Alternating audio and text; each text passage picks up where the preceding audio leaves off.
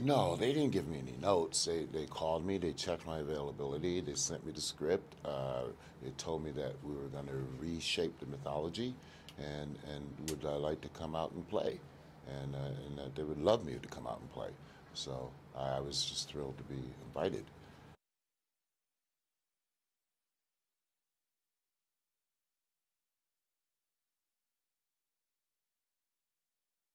Oh, well, first of all, I don't feel like it would have been a legitimate Final Destination film without him. I mean, you know, the fans love that character, and they love him, and like you know, that's huge for us. You know, it's important. They kind of demanded that. 100%.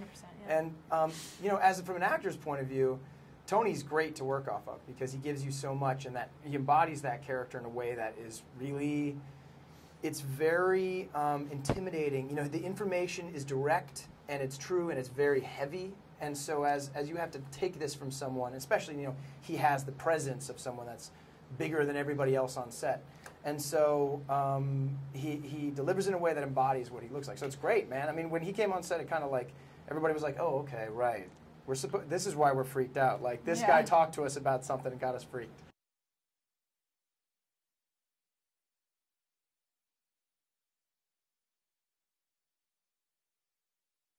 Well, okay, the audition process for me was very quick. I was cast very late in the process, so I had one audition. I went in to meet New Line. Everyone was already up in Vancouver.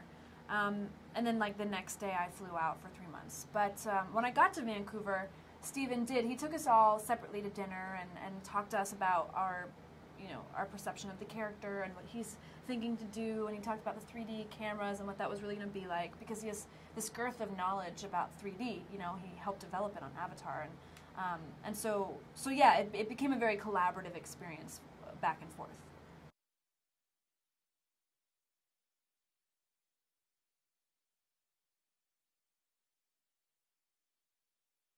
Well, I was excited, you know, for the pedigree that he came from. I mean, I was very intrigued. The way they spoke about him was really highly, and then you meet him and you can see the preparation. I mean, he has, you know, in a positive way, an obsession with preparing for as much of the possibilities that can happen on a day, which is so important for a highly technical shoot.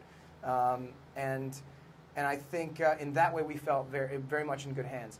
In working with him as an actor, you know, it's that great fun thing. You know, you take a little bit of time to learn. He had freely admitted, like, this is my first time helming this all myself. I'm still a young actor, so I'm still learning as I go. And we developed a dialogue with each other, and it was something I felt really comfortable with because we worked together almost every day for 3 months.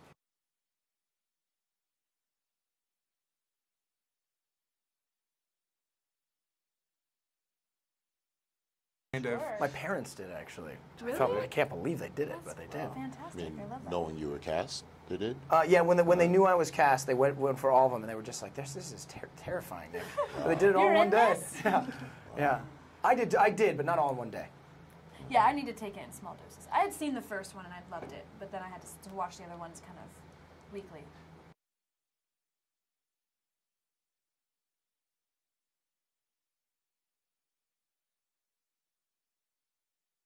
Well, my favorite death scene is the one in Final Destination 2 where the guy gets sliced up by the barbed wire. I love it because it's the shock of Final Destination, and I love it because it's like the kind of imaginative gore, 3 different segments of a guy falling off. I really like that.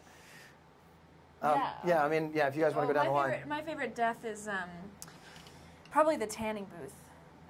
Just because I've never actually been in a tanning booth, but it looks terrifying just in general. So when they had that come out, I was like, oh yeah, nope, never gonna get a tan. It's just awful. And for me, the woman being hit by the bus in the first one, I thought it was so sudden. For me, it was the first time I said, okay, that's Final Destination.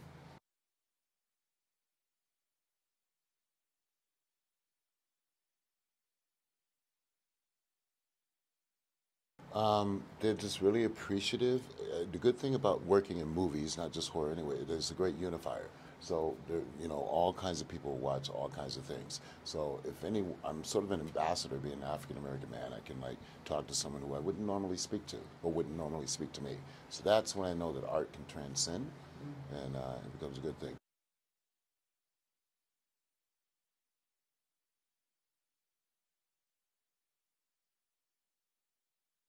I mean, call me what you will. I mean, if you're gonna call me queen, I ain't gonna kick you out of the room. Right. Yeah. I mean, I've been incredibly lucky and blessed, and one of the most amazing things about the horror genre are the fans, and they're very loyal fans, and they're so vibrant. Like they get their voice out there, and they support 100%.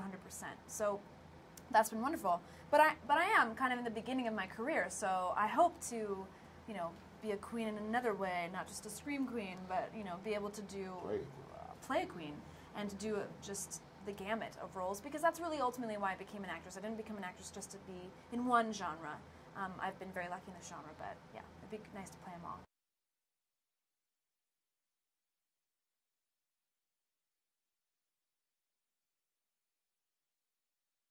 I think it's a good question. I think that, boy, what's great is that you have to go through a lot of emotions. It's for me in particular. I got to run the gamut. I get to have. I've done a lot of romantic comedy stuff before. I get to have that here with her in some small scenes where we get to try and hold on to each other and have a that romantic relationship. But I think you learn.